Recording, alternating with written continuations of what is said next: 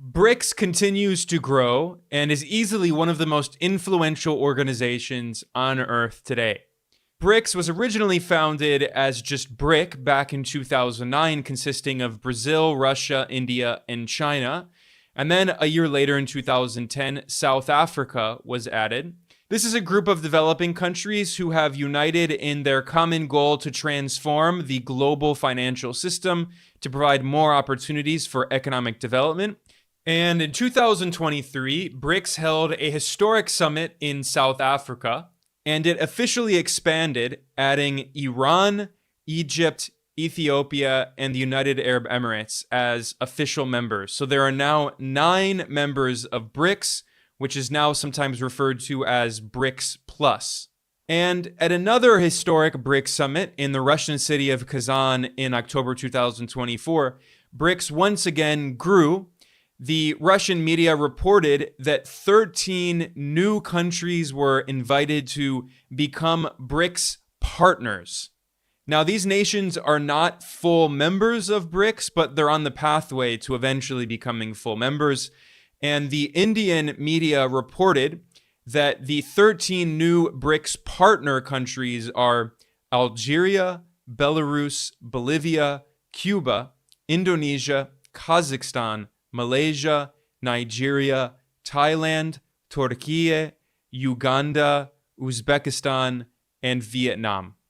Now, this list of countries was not officially announced at the BRICS summit, but it was also confirmed by Brazilian diplomats in an article in the Brazilian media. So this is another historic development that shows how BRICS continues to grow in influence. Even before the expansion, the original 5 members of BRICS made up 1/3 of the entire global economy when you measure GDP at purchasing power parity, adjusting for differences in exchange rates of currencies. And then when you look at their population, they're even more influential. BRICS together has more than 40% of the entire world's population. And when you add in the new full members of BRICS, including major oil producers like Iran and the United Arab Emirates, together they represent 30% of the entire world's oil production and more than 20% of all of the goods exports on Earth. And it's very instructive if you compare BRICS to the G7, that is the group of 7 imperial nations that colonize most of the world, that consists of North America, Europe, and Japan. If you look at their share of global GDP, the G7's share is now under 30%, whereas BRICS' share of global GDP is at 1/3, 33%, and continues to grow over time. And this is before the expansion of BRICS. This is just looking at the original 5 members. And the differences are even more pronounced when you compare the population of the G7, which together is less than 10% of the entire world and is shrinking over time. Again, compare that to BRICS, which has more than 40% of the entire world's population. Now, the 2024 BRICS summit in Kazan, Russia was particularly important because it was the first summit that featured the 4 new members, Iran, Egypt, Ethiopia, and the United Arab Emirates. Now, some people are a bit confused as to which countries exactly are members of BRICS, because at the 2023 summit in South Africa, Saudi Arabia and Argentina were also invited to join. At that time, Argentina had a center-left government, and the president Alberto Fernandez accepted the offer. However, before January 1st of 2024, when Argentina would officially become a BRICS member, in December of 2023, a new right-wing, very pro-US leader came to power named Javier Milei, and he is extremely anti-China and anti-Russia. And Javier Milei told Washington that he would not ally with BRICS, and he withdrew Argentina from BRICS. However, another country was invited to join officially, and that was Saudi Arabia. And initially, Saudi Arabia said that it was interested in joining. However, it has not officially confirmed and has not denied that it will become a member. And Saudi Arabia's de facto leader, Crown Prince Mohammed bin Salman, did not attend the BRICS summit in Russia in 2024. Instead, Saudi Arabia only sent its foreign minister. So Riyadh has been very ambiguous. It's clear that Saudi Arabia is trying not to upset the United States, its historic longtime ally. So Saudi Arabia is not a member of BRICS. However, the United Arab Emirates is a full member, and the UAE sent its president, Mohammed bin Zayed, to Russia to participate in the conference. He was joined, of course, by Russia's President Vladimir Putin, China's President, India's Prime Minister Narendra Modi, and South Africa's President Cyril Ramaphosa. And they were also joined by the leaders of Egypt, President Abdel Fattah el-Sisi, the Prime Minister of Ethiopia, Abiy Ahmed, and the President of Iran, Masoud Pezeshkian. Now, there were more than 30 countries that participated in this summit. It was very important. Every single year, BRICS has more countries around the world expressing interest.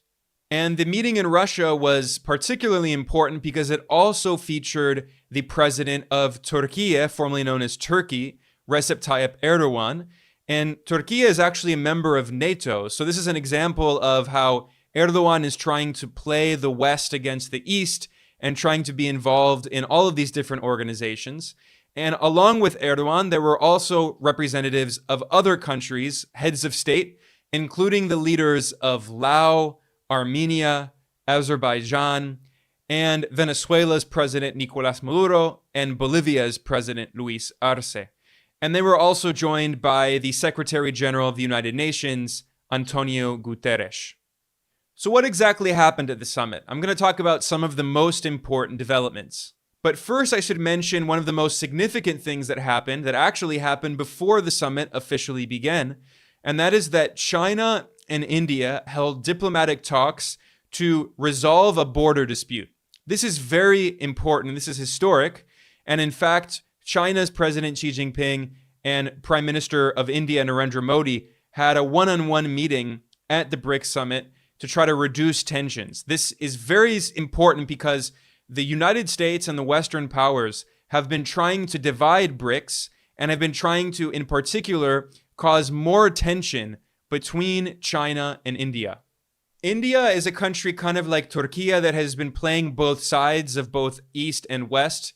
And India is also the member of the so-called Quad, which stands for Quadrilateral Security Dialogue, alongside the United States, Japan, and Australia. And although they don't say it openly, it's clear that the Quad is an anti-China organization.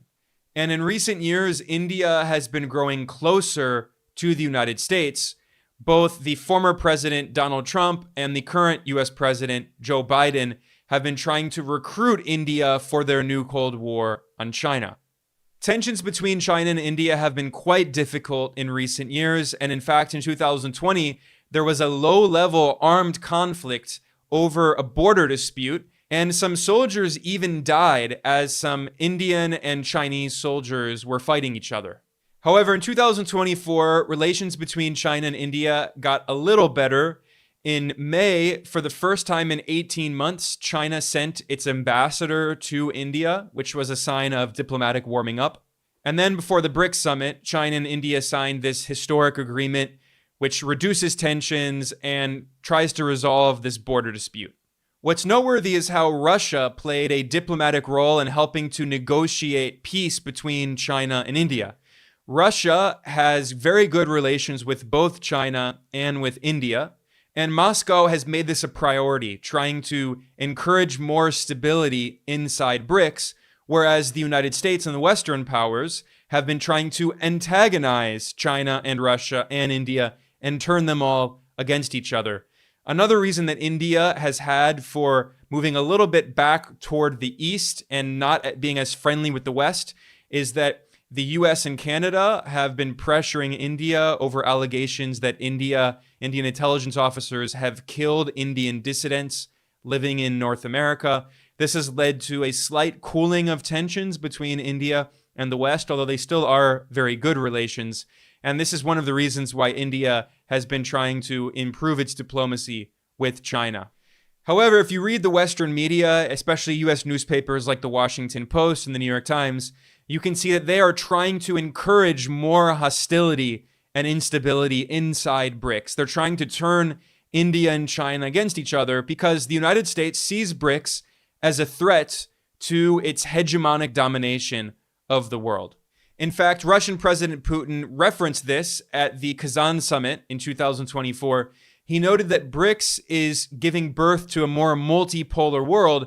However, the Western hegemonic powers are opposing this. He noted that the transition is being slowed down, quote, by forces accustomed to thinking and acting in the logic of dominating everything and everyone, quote. He's obviously referring to the United States and the unipolar order in the 90s and 2000s in which Washington tried to impose its will on all countries on Earth so U.S. corporations could benefit from exploiting workers around the world and extracting the natural resources of countries around the world. And BRICS is saying very clearly in a unified voice that unipolar U.S.-dominated world order is dead and buried. We are firmly in a multipolar world. This message was also made loud and clear in the speech that China's president at the BRICS summit in Kazan said, quote, we must work together to build BRICS into a primary channel for strengthening solidarity and cooperation among global South nations and a vanguard for advancing global governance reform, end quote. And he called for peace in Gaza and Lebanon. He said that they must promote an immediate ceasefire and an end to Israel's killing. And he called for a just and lasting resolution for the Palestinian people, the creation of a Palestinian state. And President emphasized that the global South is rising and BRICS can be the voice of the global South. So he called for further expanding BRICS and adding new members. And in particular, a point that was emphasized in this summit, which I'm going to talk about in greater detail, is as the reform of the international financial architecture.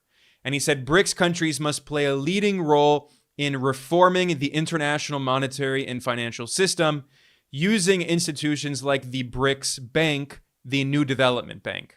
Now, I previously published a very long video and an article explaining BRICS's plan to transform the global monetary and financial system. This is based on a historic report that was published by Russia's Central Bank and Finance Ministry. And in this report, they call for the creation of a BRICS cross-border payment initiative in which countries can use national currencies and not the US dollar. They also called for creating an alternative to the SWIFT interbank messaging system and creating what they call a BRICS Clear platform, so they can have new forms of investment, including financial assets denominated in national currencies, not in US dollars. They also called for experimenting with new technologies like the distributed ledger technology, DLT, such as blockchain, and the use of central bank digital currencies, CBDCs, to settle trade imbalances. And Putin said pretty clearly at the summit that their goal is to create an alternative to the Bretton Woods institutions. This is a reference to the US dollar-dominated financial system that was created at the Bretton Woods Conference in 1944 that made the US dollar the global reserve currency and also established the International Monetary Fund, the IMF, and the World Bank. The United States is the only country on earth that has veto power in both the IMF and the World Bank.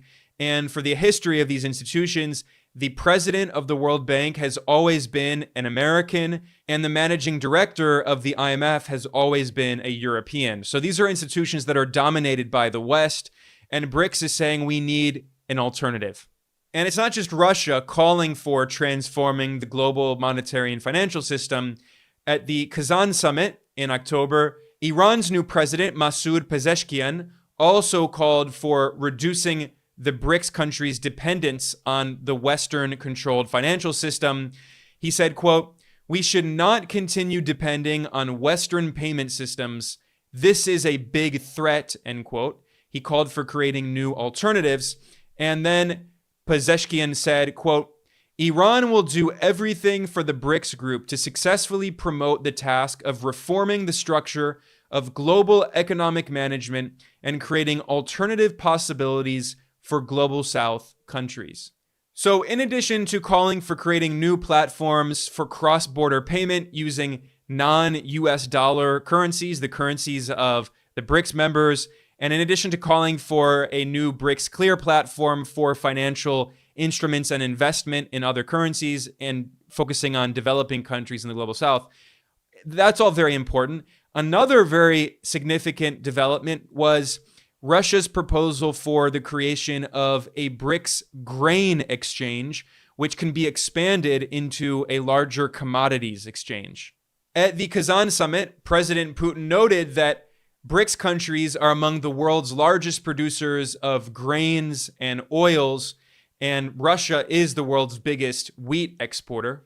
And Putin said that the BRICS grain exchange, quote, will contribute to the formation of fair and predictable price indicators for products and raw materials, considering its special role in ensuring food security. The implementation of this initiative will help protect national markets from negative external interference, speculation, and attempts to create an artificial food shortage, end quote. So what's interesting is Russia's pointing out a few things here. One, this is about food security for developing countries, which often are relying on food imports. And if prices for food imports change a lot, it can lead to crises and cause hunger in poor countries. So Russia's saying that we should create this exchange as a way of weakening the influence of financial speculators trying to profit from big fluctuations in food prices. And Russia has said that this grain exchange is just the beginning and will likely be expanded to include other commodities exchanges, especially for gold and other metals and oil and gas. And these can also be used to settle trade imbalances if countries decide that they don't want to settle trade imbalances with a currency. They don't want, for instance, extra Russian rubles or extra Indian rupees because they don't have anything they can buy, anything additional that they can buy with those. So they can settle trade imbalances using commodities like gold or even grain or oil or gas. Now, I also want to look at some of the statements made by a new BRICS partner state, which is Bolivia in Latin America. Bolivia's President Luis Arce attended the summit, and he gave a very powerful speech condemning colonialism and imperialism, calling for global South unity to create a new financial architecture. And when President Arce announced that Bolivia is now a partner state of BRICS, he praised the organization and said that, quote, every day it advances the consolidation of a new multipolar world, end quote. And he called for development, economic growth, industrialization, and redistribution of wealth. This is very important. He's saying that BRICS is a tool for the global South to help to redistribute wealth away from the rich colonialist countries concentrated in the global North toward the global South countries that were colonized by the West and are demanding more equity and more economic opportunities and development. And I want to translate a few quotes from the very powerful speech that President Arce gave at the BRICS summit. He said, BRICS can help to transform the global economy for common development and mutual benefit. He said, Bolivia is a country that is rich in natural resources. It has the world's largest reserves of lithium. And he said, Bolivia is in the process of industrialization, and BRICS can provide mutual benefit to help these countries in the global South to develop.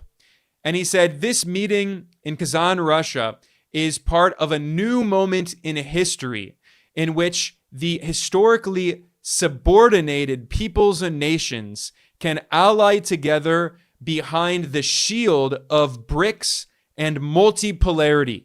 It's a very powerful comment. He's saying that BRICS and multipolarity can help protect the formerly colonized countries of the global South. And he said, together we can implement our own processes of development with sovereignty in our national territories without any interference.